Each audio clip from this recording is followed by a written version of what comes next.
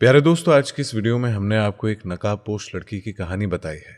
रमज़ान शरीफ के महीने इफ्तार के वक्त एक नकाबपोश लड़की खाना मांगने एक लड़के के दरवाजे पर जाती है और कहती है कि मुझे खाना दे दो, मेरे बच्चे 2 दिन से भूखे हैं। अगर तुम मुझे खाना दोगे तो देखना कल तुम्हारी जिंदगी बदल जाएगी। तो दोस्तों, ये सुनकर लड़के ने उसके साथ क्या किया और अगले दिन लड़के के साथ क्या हुआ, आइए आगे हम आपको इस वीडियो में बताएंगे। आप इस वीडियो को लाइक करें, शेयर करें और अगर आप चैनल पर नए हैं तो चैनल को सब्सक्राइब करना मत भूलिएगा। दोस्तों, जिन भाई का वाकया हम आपको सुनाने वाले हैं उनका नाम सकलेन है। वो बताते हैं कि मैं एक ऑफिस में काम करता हूँ। मैं इतना पढ़ा लिखा नहीं हूँ, इसीलिए मुझे किसी अच्छे ऑफिस में जॉब नहीं मिल सकी। एक छोटे से ऑफिस में मुझे जॉब मिली तो मैं बहुत खुश हो गया कि चलो घर का गुजारा हो जाएगा। आज से 5 साल पहले ये जॉब मुझे बहुत अच्छी लग रही थी, क्योंकि उस वक्त घर में सिर्फ मेरी बीवी और एक छोटा सा बेटा था, इसीलिए घर के खर्चे इतने ज्यादा नहीं थे। वक्त गुजरता गया और मेरे 3 बच्चे हो गए और इस तरह हम घर में कुल 5 लोग हो गए। दिन ब दिन हमारे खर्चे बढ़ने लगे। फिर वक्त गुजरने के साथ महंगाई भी बढ़ती चली गई।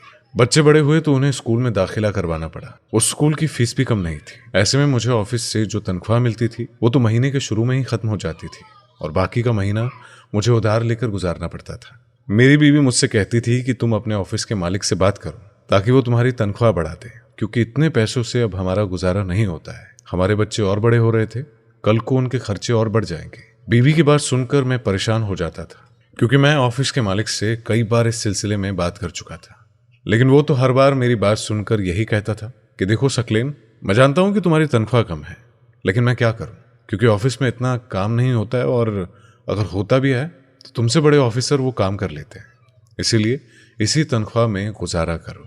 अपने ऑफिस के मालिक की बात सुनकर मैं खामोश हो जाता था, क्योंकि ऑफिस में काम बहुत कम था और अगर इत्तेफाक से काम आ जाता तो मुझसे बड़े ऑफिसर वो काम ले जाते थे। मैंने बात कई बार अपनी बीवी को समझाने की कोशिश की, लेकिन वो तो हर बार एक ही बात कहती कि तुम ये जॉब छोड़कर किसी दूसरे ऑफिस में जॉब कर लो। बीवी की बात सुनकर मैं तब जाता था कि अरे भाई, तुम समझती क्यों नहीं हो, नई जॉब तलाश करना इतना आसान नहीं है।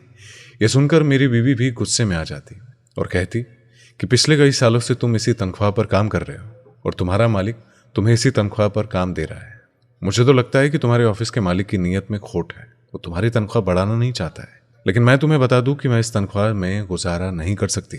सकलेन कहता है कि बीवी की धमकी सुनकर मैं घर से बाहर निकल आता और सोचता कि शायद मेरी बीवी की बात ठीक है, लेकिन अगर मेरे ऑफिस के मालिक की नीयत खराब है तो मैं क्या कर सकता हूँ। अगर मैं ये ऑफिस छोड़ दूं तो मुझे नई जॉब कौन देगा। यही सोचकर मैं कुछ बर्दाश्त कर लेता था। बीवी भी मुझसे और मेरे बच्चों से बहुत प्यार करती थी, इसीलिए 2-4 दिन गुस्सा करके खुद ही चुप हो जाती थी। खैर, मोहब्बत तो मुझे भी अपनी बीवी बच्चों से बहुत थी। तो ऐसे ही वक्त गुजरता गया और मेरे हालात जैसे थे वैसे ही रहे। वक्त के साथ साथ चीज़ों की कीमत भी बढ़ने लगी। ऐसे में हर आदमी परेशान था, क्योंकि तनख्वाह कम थी और खर्चे ज़्यादा थे। इसी वजह से मैंने भी इसी तनख्वाह में सब्र और शुक्र किया। मेरे कई ऐसे दोस्त थे जो बेरोजगारी के हाथों तंग थे। मैं अल्लाह की नाशुक्री कैसे करता, क्योंकि मेरे पास तो जॉब भी थी और मेरे बच्चे दूसरे लोगों के बच्चों की तरह भूखे नहीं सोते थे, और ये मेरे लिए शुक्र की बात थी। और इन्हीं दिनों रमज़ान का बाबरकत महीना आ गया और मैं दुआ करने लगा कि अल्लाह इसी महीने के सदके हमारा रिज़्क बढ़ा दे। और मैं न चाहते हुए अपने ऑफिस के मालिक की तरफ देखने लगा कि शायद वो इस रमज़ान में मेरी तनख्वाह बढ़ा दे, लेकिन ऐसा नहीं हुआ। मैं मगरिब के अजान से आधे घंटे पहले घर आ जाता था। वैसे भी घर में जल्दी आकर मैं करता क्या, बीवी तो हर वक्त जली कटी सुनाती रहती थी और बच्चे अपनी मासूमियत में मुझे कहते कि अब्बू, मुझे अपने दोस्त की तरह अच्छे वाले जूते लेने हैं। मैं उसे प्यार से बहला लेता था और कहता कि तुम बस दुआ करो कि तुम्हारे अब्बू के पास बहुत सारे पैसे आ जाए, फिर मैं तुम्हारी हर फरमाइश पूरी करूंगा। इतना सुनकर मेरा बेटा खुशी खुशी खेलने लग जाता। मेरी बेटी ये देखकर मेरे पास आकर बैठ जाती और मुझसे कहती, अब्बू मुझे भी ईद पर भैया की तरह नए जूते लेकर ला देना। बेटी की फरमाइश सुनकर मैं हंस पड़ता था।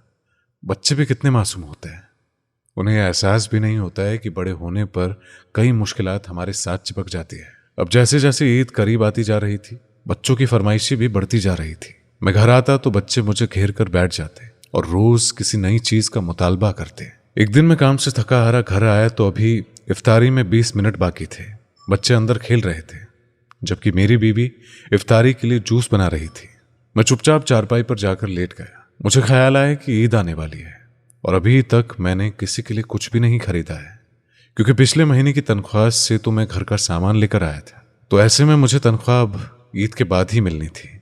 तो यकीनन ना तो मैं बच्चों के लिए कुछ खरीद पाता और ना ही अपनी बीवी के लिए कुछ खरीद पाता। चलो मैं खुद तो पुराना सूट पहन लूंगा, लेकिन बीवी बच्चों का क्या कसूर था कि मैं उन्हें ईद के लिए कुछ भी नया नहीं ला सका। मैं दिल में दुआ करने लगा कि अल्लाह करे मेरे ऑफिस के मालिक को हम गरीबों का कुछ एहसास हो जाए और वो हमें कुछ तनख्वाह एडवांस में दे दे, ताकि मैं अपने बच्चों के लिए कुछ खरीद तो सकूं। अभी मैं ये सोच ही रहा था कि अचानक दरवाजे पर दस्तक हुई। मेरी बीवी ने जूस बनाते हुए मेरी तरफ देखा। मैं पैरों में जूते डालकर चारपाई से उठा और दरवाजे पर आ गया और सोचने लगा कि इस वक्त कौन हो सकता है, क्योंकि इफ्तारी में वक्त कम ही बचा था। खैर, जब मैंने दरवाजा खोला तो मुझे हैरत का एक झटका लगा, क्योंकि सामने एक नकाबपोश लड़की खड़ी थी। उसे देखकर मैं हक्का बक्का रह गया और सोचने लगा कि ये लड़की इस वक्त मेरे दरवाजे पर खड़ी क्या कर रही है और उसे मुझसे क्या काम है। लड़की ने मेरी हैरानी देखी तो वो शर्मिंदा रह गई और उसने मुझसे डरते हुए कहा कि साहब, इस वक्त आपके घर आने के लिए मैं माफ़ी चाहती हूँ। मैं क्या करूँ, क्योंकि मैं बहुत मजबूर हूँ और यही मजबूरी मुझे आपकी दहलीज पर लेकर आई है। ये कहकर वो रोने लगी। मुझे समझ नहीं आ रहा था कि वो मेरे घर क्यों आई है। उस नकाबपोश लड़की ने मेरे चेहरे पर एक सवाल लिखा हुआ देखा तो रोते रोते कहने लगी, साहब जी, 2 दिन से मेरे बच्चों ने कुछ नहीं खाया। इस वक्त अगर आपके घर में कुछ भी है तो मुझे दे दो और देखना कल आपकी जिंदगी बदल जाएगी। इतना सुनकर मैं हैरान रह गया, क्योंकि मैं तो खुद एक गरीब इंसान था। इस मोहल्ले में कई ऐसे अमीर लोग थे जो इस बेसहारा लड़की की मदद कर सकते थे।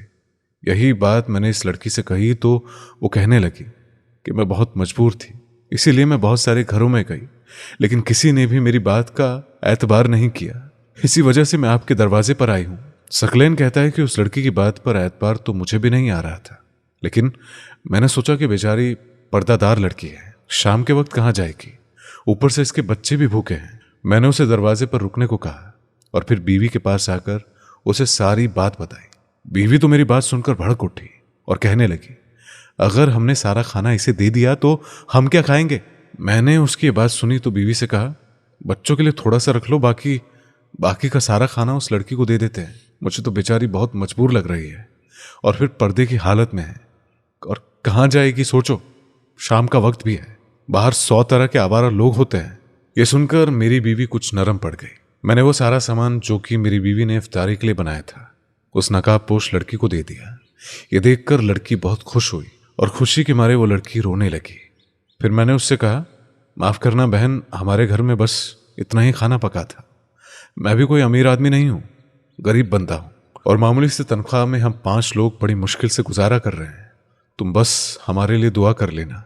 ये सुनकर वो दुआएं देती हुई चली गई और मैं वापस आकर चारपाई पर बैठ गया और सोचने लगा कि इस दुनिया में कैसे कैसे मजबूर लोग हैं जो अपनी मजबूरी की खातिर किसी के आगे हाथ फैलाने पर भी मजबूर हो जाते हैं। यह भी अल्लाह का शुक्र था कि मेरे पास जॉब थी और इससे मिलने वाली तनख्वाह से गुजारा भी अच्छा चल रहा था, वरना मैं या मेरी बीवी बच्चे भी भूख से तंग आकर किसी न किसी के आगे हाथ फैलाने पर मजबूर हो जाते हैं। मैं उस वक्त इसी सोच में गुम था कि मेरी बीवी ने मुझे हिलाया और कहा कि मैंने बच्चों को खाना खिला दिया है, उन्होंने बहुत कम खाना खाया है, इसी वजह से थोड़ा सालन और रोटी बची हुई है, आओ मिलकर उसी से इफ्तियारी कर लेते हैं। ये सुनकर मैंने हाथ धोए और बावर्ची खाने में आकर दस्तरखान पर बैठ गया। तो उस शाम मैंने और मेरी बीवी ने बचा हुआ खाना मिलजुल कर खा लिया। मैंने खाना खाने के बाद अल्लाह का शुक्र अदा किया कि उसने किसी के आगे हाथ फैलाने से हमें बचा लिया है। रात हुई तो मैं इस बात को भूल गया और नमाज पढ़कर लेट गया और अगले दिन जब मैं सहरी के लिए उठा तो मैं देखकर हैरान रह गया कि वाकई हमारा दस्तरखान खाने से सजा हुआ था।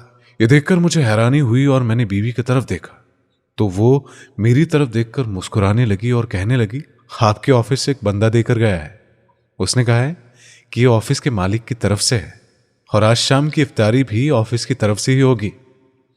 ये देखकर मैं हक्का बक्का रह गया।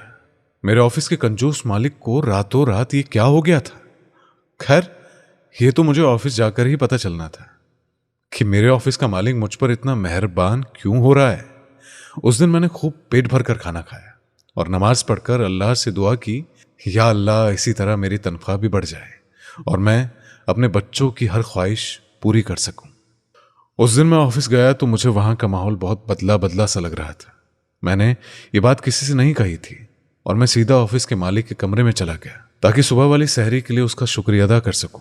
लेकिन ये देखकर मेरी आंखें फटी की फटी रह गई, क्योंकि सामने मालिक की कुर्सी पर एक लड़की बैठी हुई थी। उसने मुझे अंदर आते हुए देखा तो मुस्कुराकर कहने लगी, आपको उस खाने के लिए शुक्रिया अदा करने की कोई जरूरत नहीं है सकलेन साहब, क्योंकि ये तो हमारा फर्ज था।